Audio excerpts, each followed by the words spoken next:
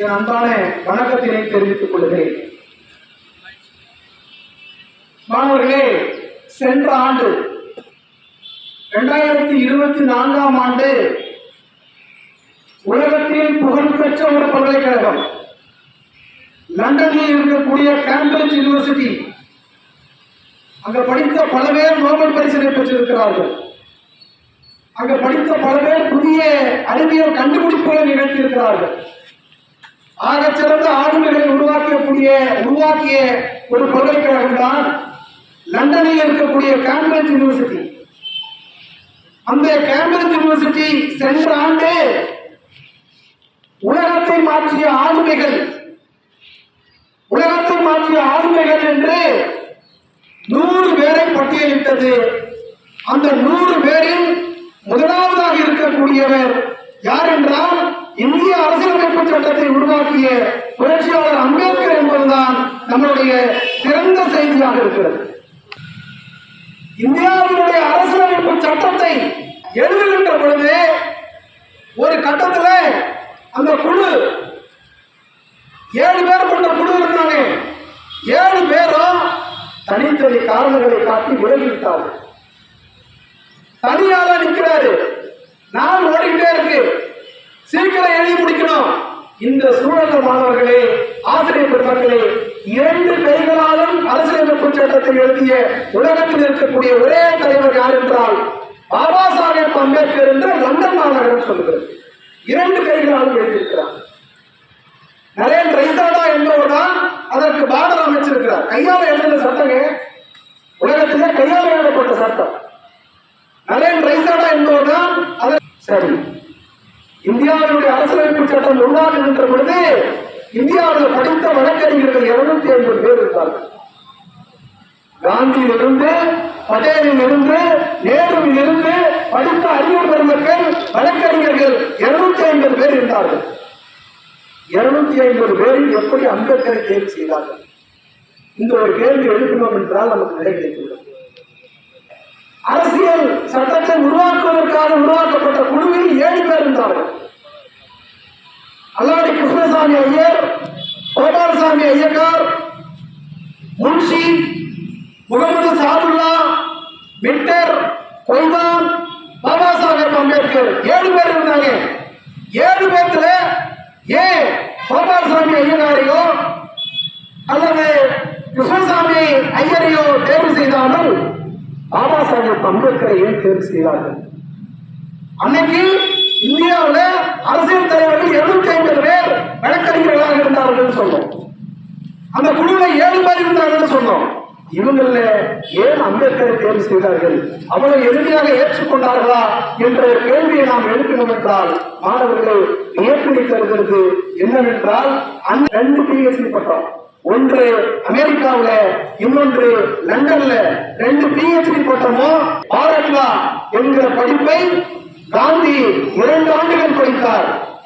வேறு ஏதோ காரணங்களுக்காக லண்டன் போய் படிக்காம வந்துட்டாரு. ஆனால் 9 மாதத்தில் பாரத்லாவை படிச்சு முடிச்சாரு அம்பேத்கர். 9 மாதத்துல படிச்சு முடிச்சார்.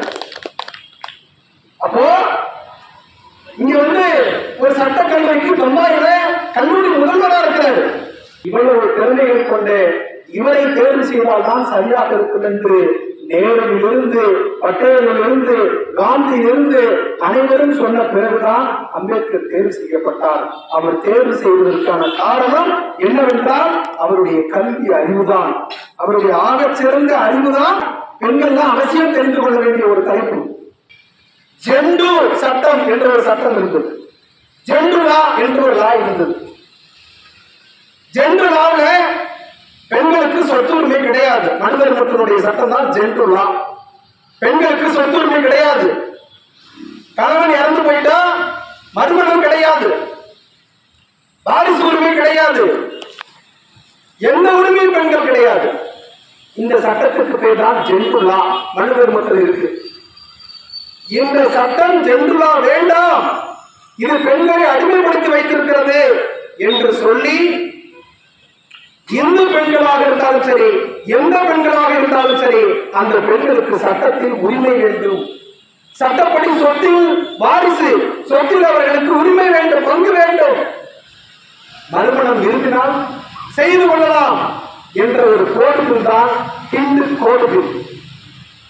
இதை உருவாக்கி நாடாளுமன்றத்திலே எல்லாரும் ஒத்துக்க மாட்டாங்க. நல்லா தெரிந்து கொள்ளுங்கள் நண்பர்களே, ஆசிரியர் பெருமக்களே, நாம் எல்லாருமே இந்தியாவில் இருக்கக்கூடிய பெரும்பாலானவர்கள், சிலர் விதிவிலக்கா இருக்கலாம், பதவியில் இருப்பவர்களோடு சிறிய சிறிய நமக்கு சலுகைகள் கிடைத்தால், பதவியில் இருப்பவர்களோடு நமக்கு சிறிய அளவில் சலுகைகள் கிடைத்தால் நாம் நீதிக்கு எதிராக திரும்பி விடுவோம். ஆனால் இந்து பெண்களுக்கு, எல்லா பெண்களுக்கும் சொத்தில் பங்கு வேண்டும். இந்த சட்டத்தை இயற்றவில்லை எனில், மிக குறிப்பாக பிற்படுத்தப்பட்டவர்களுக்கு பிசிக்கு இடஒதுக்கீட்டு ஆணையத்தை உருவாக்க வேண்டும். சட்டமா இருக்குது பிசிக்கான இடஒதுக்கீடு, ஆனால் நிறைவேற்றப்படாமல் இருக்கிறது. ஆகவே பிசிக்கான இடஒதுக்கீட்டு ஆணையத்தை நிறைவேற்ற வேண்டும்.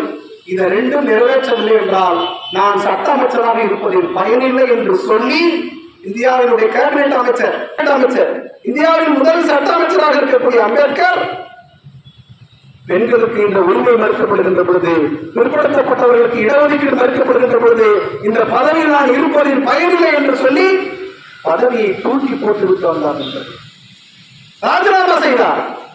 நான் பதவியில் இருப்பவர்களோட சில சலுகைகள் கிடைத்தால் நீதிக்கு புறம்பாக நடக்கக்கூடிய மனிதர்களுடைய வாழக்கூடிய இந்த நாட்டில் நீதி கிடைக்காத ஒரு இடத்தில் எனக்கு பதவி வேண்டாம் என்று தூக்கி போட்டு விட்டு வந்தவர் தான் பாபா சாஹேப் அம்பேத்கர். 1948 எப்போதும் போல தலைவர்கள் ஒன்று கொடுக்கிறார்கள், மின்சாரம் கொடுக்க வேண்டும். சுதந்திரம் வாங்கியாச்சு, மின்சாரம் கொடுக்கணும். இன்னைக்கு மின்சாரத்துல எல்லா பயன்பாடும் இருக்கு. கார் வரைக்கும் பைக் வரைக்கும் வந்துருச்சு, மின்சார பயன்பாட்டில் வந்துருச்சு. 48 மின்சார பயன்பாடு இந்தியாவில் பர்சன்டேஜ்ல பார்த்தோம்னாலே 2 இலக்கத்தில் வரலன்னு சொல்றாங்க. அந்த குழு பொறுப்பை அம்பேத்கர் கொடுத்தாங்க. அப்போ அம்பேத்கர் எல்லாருக்கும் மின்சாரம் வழங்க வேண்டும் என்று சட்டத்தை நோட் போடுறார், குறிப்பு போடுறார். கமர்ஷியலுக்கு வேண்டுமானால் கூட்டிக் கொள்ளுங்கள், வீடுகளுக்கு மின்சார கட்டணத்தை குறைத்துக் கொள்ளுங்கள் என்று சொல்லி இந்தியா முழுவதும் மின்சாரம் தருவதற்கான சட்டத்தை உருவாக்கிய ஒரு மகத்தான மனிதராக யார் இருக்கிறார் என்றால் இந்த பாபா சாஹேப் அம்பேத்கர் தான் இருக்கிறார். ஆக மின்சாரமாக இருந்தாலும் சரி, பெண்ணிய சிந்தனையோடு பெண்களுக்கு சொத்துரிமையாக இருந்தாலும் சரி, பிற்படுத்தப்பட்டவர்களுக்கு இடஒதுக்கீடாக இருந்தாலும் சரி, தண்ணிகள் இல்லாத தலைவராக இருக்கிறார். இந்த மண்ணை எல்லா மனிதர்களையும் ஜனநாயகப்படுத்த வேண்டும், மனித மாண்பு உடையவர்களாக மாற்ற வேண்டும். அறியாமல் இருக்கிறார்கள், சிந்திக்கும் திறன் இருந்தும் சிந்திக்க மறுப்பவர்களாக இருக்கிறார்கள். அவர்கள் மூட நம்பிக்கையை பெரிதும் பின்பற்றுகிறார்கள். இவர்களை அறிவார்ந்த பார்வைக்கு மாற்றுவதுதான் என்னுடைய பணி என்று தன் வாழ்நாள் முழுவதும் சிந்தித்தார், செயல்பட்டார். நண்பர்கள், நிர்வாகம் தொடர்பாக, அட்மினிஸ்ட்ரேஷன் தொடர்பாக சொல்லுகின்ற பொழுது சொல்லுகிறார், ஒரு நிர்வாகம் எப்படி இருக்க வேண்டும்? ஒரு அரசாங்கத்துடைய நோக்கம் மக்களுக்கு உணவு உடை தருவதை விட, ஏனெனில் உணவு உடை தருவதற்கு பொருளாதார செலவு நிறைய ஆகும் அரசாங்கத்துக்கு. அப்ப நிதி பிரச்சனைன்னு சொல்லிடுவான். ஆனா தூய்மையான நிர்வாகம் தருவதில் பிரச்சனை இருக்காது. அதை தூய்மையான நிர்வாகம் தர வேண்டும். அந்த நிர்வாகம் மிக குறிப்பாக சொல்லுகிறார், தனி மனிதர்களை சார்ந்தது அல்ல, அது சட்டப்படி இயங்கக்கூடியதாக இருக்க வேண்டும், ஜனநாயகப்படி இருக்க வேண்டும், சமூக நீதி கொண்டதாக இருக்க வேண்டும், லஞ்சமற்றதாக இருக்க வேண்டும், ஊழலற்றதாக இருக்க வேண்டும், மிக குறிப்பாக பாரபட்சமற்றதாக இருக்க வேண்டும். நிர்வாகத்தை பற்றி குறிப்பிடுறார். இப்படியான ஒரு மகத்தான தலைவர் உருவாக்கி தந்த ஒரு அரசியலமைப்பு சட்டம். அரசியலமைப்பு சட்டத்தில் நமக்கு என்ன சார் கிடைச்சதுன்னு நீங்க கேட்கலாம். நண்பர்களே, அரசியலமைப்புக்கு முன்னாடி வேதம் தான் சட்டமாக இருந்தது. வேதம் செல்லாது என்று சொன்னது இந்திய அரசியலமைப்பு சட்டம். நன்றாக தெரிந்து கொள்ளுங்கள். வேதம் செல்லாது என்று சொன்னது மதத்தின் அடிப்படையிலேயோ, ஜாதியின் அடிப்படையிலேயோ, இனத்தின் அடிப்படையிலேயோ, மொழியின் அடிப்படையிலேயோ, ஆண் பெண் என்கிற அடிப்படையிலேயோ எந்த பாகுபாடும் காட்டக்கூடாது என்று சொல்வது இந்திய அரசியலமைப்பு சட்டம். முன்னாடி எல்லாரும் ஓட்டு போடலாங்கிற சூழல் இருந்ததா? இல்ல. ஆனா எல்லாரும் ஓட்டு போடலாம், 18 வயது வந்துவிட்டால் ஓட்டு போடலாம் என்று சொல்லக்கூடியதாக அரசியலமைப்பு சட்டம் இருக்கிறது. ஜமீன்தார் முறை ஒழிக்கப்பட்டது, நிலச்சுவாண்டார்கள் முறை ஒழிக்கப்பட்டது, எல்லாம் அரசியலமைப்பு சட்டம் வந்த பிறகு. ஒரே ஒரு செய்தியை சொல்லுகிறார், அரசியலமைப்பு நாளைக்கு நம்மளுடைய பிரதமருக்கு நாடாளுமன்றத்தில் முழுமையான பெரும்பான்மை இருக்கிறது, கூட்டணி பெரும்பான்மை முழுமையாக இருக்கிறது. இது முழுமையான பெரும்பான்மை இருக்கு. பெரும்பான்மையின் அடிப்படையில் இனி இந்தியாவில் கிறிஸ்தவர்களுக்கு மட்டுமே வேலை, அல்லது இஸ்லாமியர்களுக்கு மட்டுமே வேலை, அல்லது இந்துக்களுக்கு மட்டுமே வேலை என்று ஒரு மசோதாவை தாக்கல் செய்தால் எல்லா நாடாளுமன்ற உறுப்பினர்களும் ஓட்டு போட்டு விடுவார்கள். அப்போ ஜனநாயகத்தின் பாதையில் சர்வாதிகாரத்தை கொண்டு வந்து நிறுத்திவிடும்.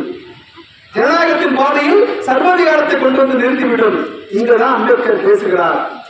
குடியரசு வலிமை இங்கேதான் இருக்கிறது. அப்படி தேர்வு செய்தாலும் கூட அதை கொண்டு வந்து நிறுத்துவதற்கு தான் அரசியலமைப்பு சட்டம். நீங்கள் தனிநபராக பெரும்பான்மையை பெற்றிருந்தாலும், நாடாளுமன்றத்தில் பெரும்பான்மையை பெற்றிருந்தாலும் அதை கொண்டு வந்து அரசியலமைப்பு சட்டத்தோடு பொருத்தி, இல்ல சார் அப்படி சொல்ல முடியாது, இது இந்துக்களுக்கு மட்டும் நாடு கிடையாது, இது கிறிஸ்தவர்களுக்கு மட்டுமான நாடு கிடையாது, இஸ்லாமியர்களுக்கு மட்டுமான நாடு கிடையாது, உங்கள் மசோதாவை அரசியலமைப்பு சட்டம் ஏற்காது, உச்சநீதிமன்றம் ஏற்காது, ஆகவே தனி பெரும்பான்மையாக இருந்தாலும் கொண்டுவிட்டு வந்து நிறுவக்கூடிய இடம்தான் அரசியலமைப்பு சட்டம். அப்ப மனிதர்கள், மக்கள் தாங்கள் தேர்வு செய்யக்கூடிய ஒரு அரசாங்கத்தை எங்கே கொண்டு வந்து நிறுத்துகிறார்கள் என்றால் அரசியலமைப்பு சட்டத்தை கொண்டு வந்து நிறுத்துகிறார்கள் என்று அம்பேத்கர் விளக்கம் தருகிறார். அப்ப குடியரசனுடைய முதுகு எலும்பு, உயிர் நாடி, இதயம் எங்கே இருக்கிறது என்றால் கட்டுப்படுத்த முடியாத அதிகாரத்தை எவர் வைத்திருந்தாலும் மக்களுக்கு சலுகைகளை வழங்கிவிட்டு அந்த அதிகாரத்தை கட்டுப்படுத்தக்கூடிய இடம்தான் அரசியலமைப்பு சட்டம். இதுதான் ரிபப்ளிக் டே என்று யார் சொல்லுகிறார் என்றால் பாபா சாஹிப் அம்பேத்கர் சொல்லுகிறார். அரசியலமைப்பு சட்டம் இல்லை என்றால் இங்கே பள்ளிக்கூடம் இருக்காது, 950க்கும் மேற்பட்ட மாணவர்கள் படிக்க முடியாது, இவ்வளவு ஆசிரியர்கள் பணியாற்ற முடியாது. ஆகவே அரசியலமைப்பு சட்டம் தான் இதையெல்லாம் கொடுத்திருக்கிறது.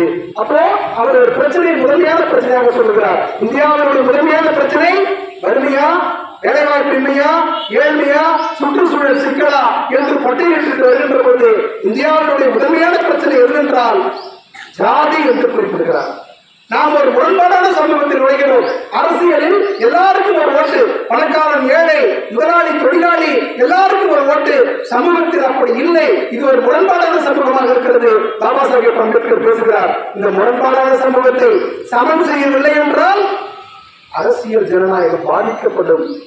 அப்ப சமன் செய்ய வேண்டும் என்றால் ஜாதி ஒழிக்கப்பட வேண்டும் என்று சொல்லுகிறார். அப்ப ஜாதி ஒழிப்பதற்கான வழி என்று அவர் சொல்லுகின்ற பொழுது, ஜாதி குறித்து சொல்லுகின்ற பொழுது ரொம்ப அழகா சொல்றாரு. புளிப்பினை இனிப்பாக்கி விடலாம். புளிப்பிற்கு நிறைய சர்க்கரையை போட்டு இனிப்பாக்கிடலாம், இனிப்பிற்கு நிறைய கசப்பு போட்டு கசப்பாக்கிடலாம். அப்ப புளிப்பை இனிப்பாக்கலாம், இனிப்பை கசப்பாக்கலாம், துவர்ப்பாக்கலாம், சுவையை மாற்றிக்கொண்டே இருக்கலாம். ஆனால் விஷத்தை என்ன கலந்தாலும் மாற்ற முடியாது என்று சொல்லுவார். நஞ்சு, விஷம் என்பது அப்படியாகத்தான் இருக்கு, மாற்ற முடியாது. அதை தகர்த்து எரியக்கூடிய மனப்பாங்கு மக்களிடம் இருக்கிறது, அறிவில் இருக்கிறது. அதை மாற்றக்கூடிய பண்பு என்பது நஞ்சை மாற்றுவதல்ல நம்மளுடைய வேலை. இங்கே இருந்து எடுத்து எறிவதுதான் வேலை.